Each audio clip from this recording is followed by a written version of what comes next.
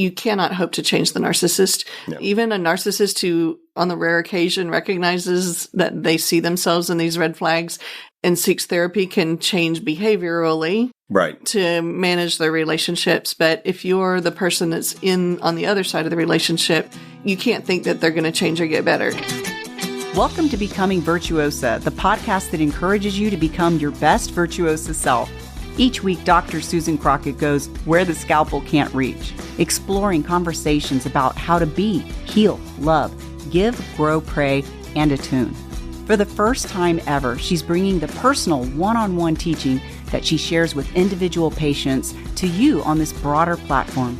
A weekly source of inspiration and encouragement designed to empower you. By evolving ourselves as individuals, we influence and transform the world around us. Please help me welcome board-certified OB-GYN specializing in minimally invasive GYN surgery, internationally in the top 1% of all GYN robotic surgeons, a certified life coach, and U.S. News top doctor, your host, Susan A. Crockett, MD. Hi, guys. Welcome back to the show. This is the second part of my conversation with our special guest, Jim Denning. Please enjoy. You want to do the red flags? Yeah. I was going to say that I think we should.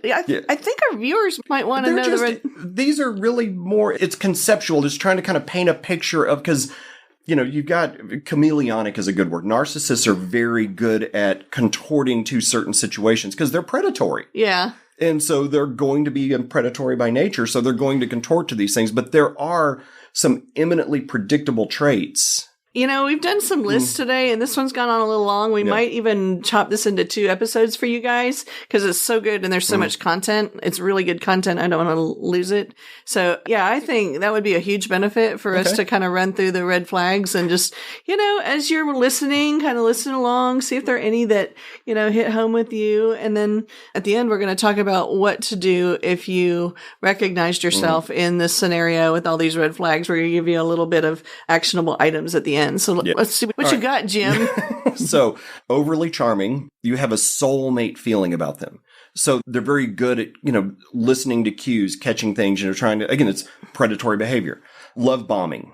Do they seem to have everything you ever wanted? Are they too good to be true? Are you hearing, you're the one I've looked for my entire life? You know, they're just basically, you know, very much just throwing all of this in as much as they can and trying to get as much emotional energy, you know. It's really, if I can, you know, if a narcissist, I won't say me, if a narcissist can, keeping you off your intellectual center. That is the entirety of the trick, positive or negative.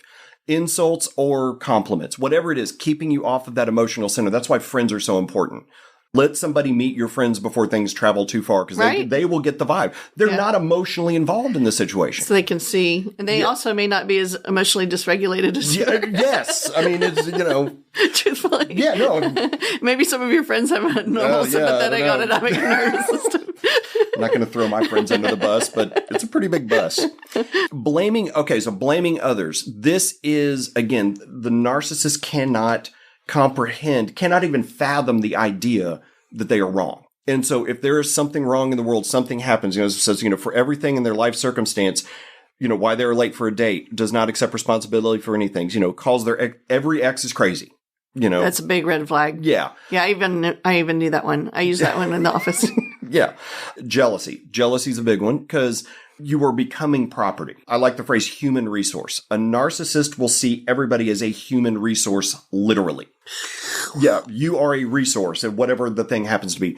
And so whenever I hear, if I'm doing couples counseling and one or the other one, you know, say, you know, well, if there's infidelity or, you know, she stole my husband.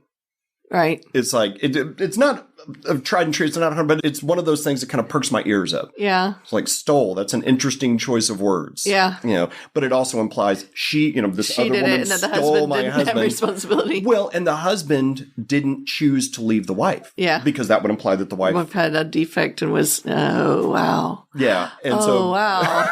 That was a great little. Yeah. So it all folds together. They admit on spying on their ex on social media or worse. This is a sign. I mean, anything that smells like stalking. Big red flag. Just gonna, that one's pretty low hanging fruit. Disrespect of normal boundaries, coming over without notice, reading private mail, going through your phone, taking things from your house, getting into your purse or wallet, using your computer or phone without first getting permission, not taking no for an answer. And it's a very big one. Moving the relationship forward fast, pushing for early sex, professing I love you within the first couple of months, proposing marriage right away, etc. There's one on here that I didn't list that is huge, and it's really for the young ladies. I see it over and over again. They want to impregnate women as quickly as possible. Wow.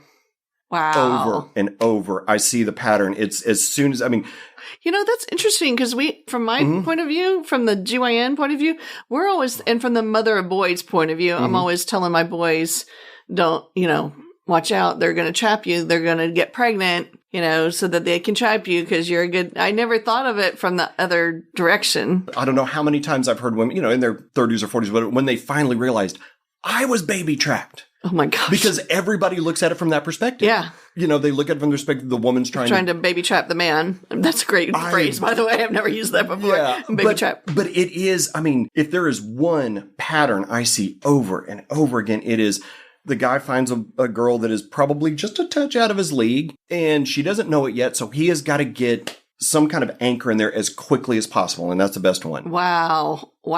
You're blowing my mind. So, yeah, that is a very big one. And that's really just girls in your teens and 20s, just be careful. Come to my office and get birth control. Yes, do that. Virtuosa GYN San Antonio, drcrockett.com. We can take care of you. Demonstrating a sense of ownership over another, over you. So if they demonstrate a sense of ownership, it's like, just if you get that's the trust your intuition. If you're like, that was a weird thing to, don't ignore it. Run it by your friends. Run it by somebody who's not in the mix of it. During one of my trainings, I heard they talked about the distortion field, like in a Star Trek or Star Wars episode. You have these distortion fields in space. Yeah. And the narcissist has a distortion field around them. Ooh. And the closer you are to them, the more reality gets distorted. Ooh, I've never heard that before. I know. I was like, I can relate to that. Yeah. I'm a geek. Rudeness to others and waitstaff. Like waitstaff is an example. I always pay attention to that. Yeah, that one's a big one. It was the kindness is, being, or integrity is being kind to somebody who can do nothing for you. Yeah.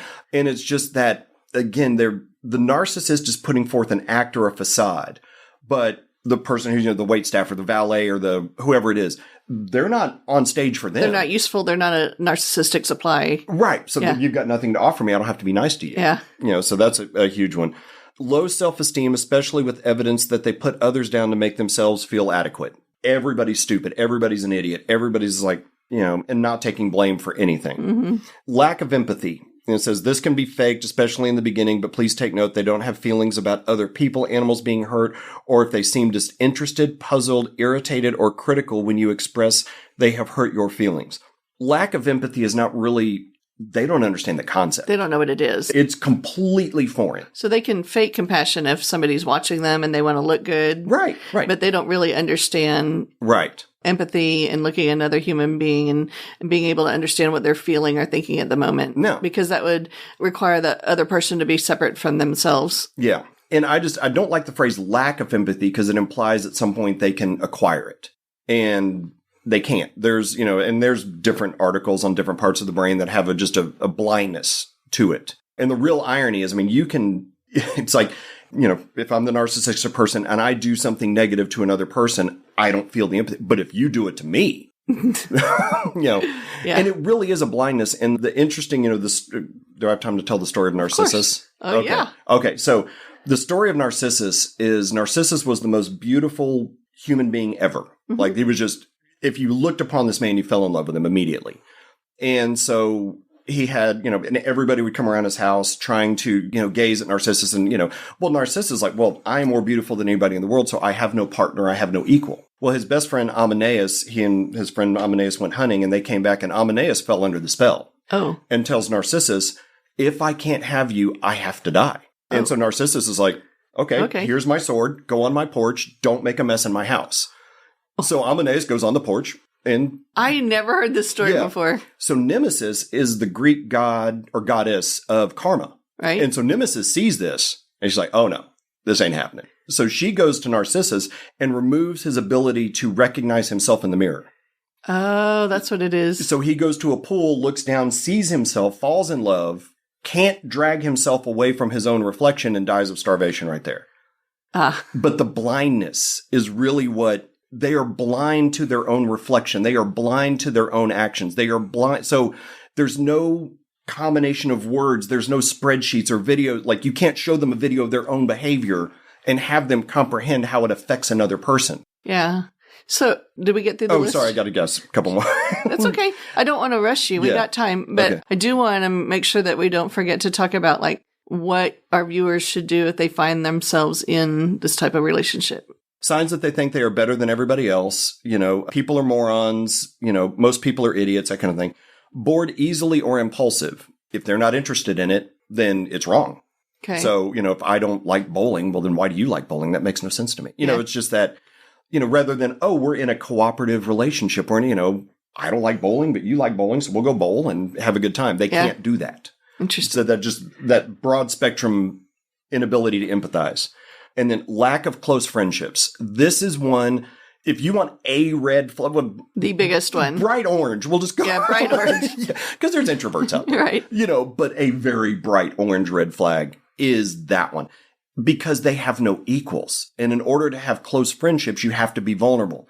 Vulnerability breeds the possibility of rejection. They can't handle rejection, so they just wipe it out. Wow. So they don't have close interpersonal friendships. They don't have people. They don't have a crew. Yeah. You know, and never have. Yeah. You know, so that's interesting. One. Again, it's just, these are all little things. Just, if it doesn't make sense, it doesn't make sense for a reason. Yeah. And they can, I mean, they're great. They've had a lifetime of coming up with excuses and rationalizations. Yeah. And that's where people get stuck. Oh, okay, that makes sense. Is that all of them? No, one more. Just the withholding information about finances. Oh, the money one. Right. But This one surprised me. Yeah, but demonstrating strong curiosity about yours, shaming you when you're not ready to answer their questions about finances. You are a human resource. Finances are a resource. Oh my gosh. You control them. So. Oh my gosh. Yeah, they really view other people as human resources. You are a source of money or drugs or what, you know, sex or whatever. whatever it happens to be. Yeah. You are a source of all of those things. Okay, so if I'm in a relationship, if I'm one of my viewers and I find myself looking at like huge orange and red flags on here, Yeah. I should probably go find a therapist to see if they can try to fix the narcissist, right? No, that's not No, the right it's a complete answer. sentence. No, it's a complete sentence. It really, you know, and it's really probably the hardest part of my job is, you know, wonderful people who come in and are immersed in this for 10, 20, 30 years. Yeah. And they are so emotionally enslaved. They have no sense of self, no sense of identity, no self-confidence. No, their entire identity is structured in, I mean, if I have heard the phrase, why am I not enough? Why am I not enough? Why am I not enough? So many times. And it's defined by the person who has a very vested interest in keeping them and not being enough. So this is interesting. So the point I wanted to make is that you cannot hope to change the narcissist. No. Even a narcissist who, on the rare occasion, recognizes that they see themselves in these red flags and seeks therapy can change behaviorally. Right. To manage their relationships. But if you're the person that's on the other side of the relationship, you can't think that they're going to change or get better. So your choices are to either figure out how to start becoming healthy yourself within the relationship, find good counseling like the Denning Center in San Antonio or your counselor that's near you to start working on these, or listen to the Dr. Crockett Show. We're going to be going through these seeds, but the development of your self-autonomy and understanding yourself as a whole human being is the first step. It is. And I mean, the real problem is, again, is if they, it's funny when a couple comes to me and it's one of the couple is a narcissist, I never see them again. Because I'll point out these things and I become a threat to the narcissist. That constructed reality. Yeah. So the narcissist is very committed to keeping that, you know, so there's something called an extinction burst. An extinction burst is when somebody starts losing control. When a narcissist starts losing control of the partner, they escalate everything. Yeah. When all you have is a hammer, everything looks like a nail. Yeah. And so you want a therapist who understands that, you know, this is not something that can be, there's no combination of words you can tell the narcissist where the narcissist is like, oh, I get it. I didn't realize I was doing that. I am that. Yeah.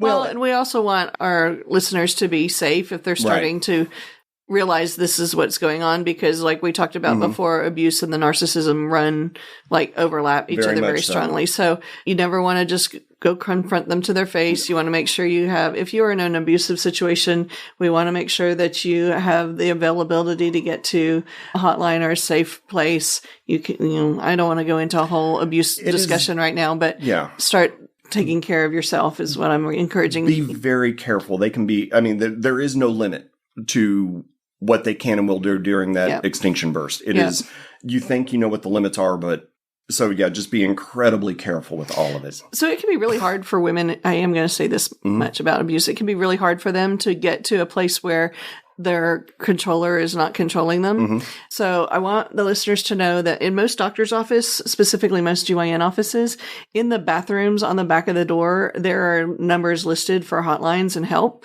because, I see it in my office. A partner will come in with the woman to control her and make sure she doesn't say something in the exam room, even with me, but the bathroom is the one place where they can get alone. And so we usually keep resources there for women's shelters and hotlines and figuring out how to be safe. So please be safe.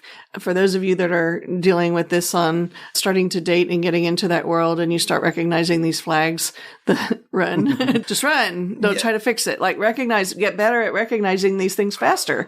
And that's the best advice I can give. Get used to seeing different kinds of personalities in people and get to see what these are, and then start to identify the people that don't have these red flags and start leaning into those relationships. Yeah. And one of the great things I think about the modern world, people are so much better at talking about their feelings and how they feel about things. And so those conversations aren't as weird as they used to be. Yeah. Yeah. But just really developing that sense of autonomy and understanding who you are and what you're willing to do and knowing your worth. Yeah, exactly. Right. Yeah. Well, thank you for being here today. Thank you for being so worthy. This was an awesome discussion. It's great. It's so many times when I'll tell somebody, it's like, all you're asking is what you're offering. Right. Because people, and I was like, oh, yeah. I love that. All you're asking is what you're offering. And why wouldn't you expect to get reciprocity? Yeah. Yeah. Well, that's a great way to end the show. Thank you so much. You want to tell the audience where they can find you? Yeah, thedenningscenter.com, and then there's links to the book on Amazon. Yep. So books on Amazon. We have links below in the notes. The book is called Make It to Midnight. Yeah. Jim, thank you so much. It's such a great conversation and very meaningful for our audience. And thanks for tuning in, and we will see you next time. Remember to like, share, and subscribe, and I'll see you next Tuesday. Have a great week. Thanks for listening to this episode of Becoming Virtuosa. To learn more, come visit us at drcrockett.com. That's drcrockett with 2 T's.com. Or find us on YouTube for The Dr. Crockett Show. If you found this episode helpful or think it might help someone else, please like, subscribe, and share. This is how we grow together. Thanks, and I'll see you next week. Love always, Sue.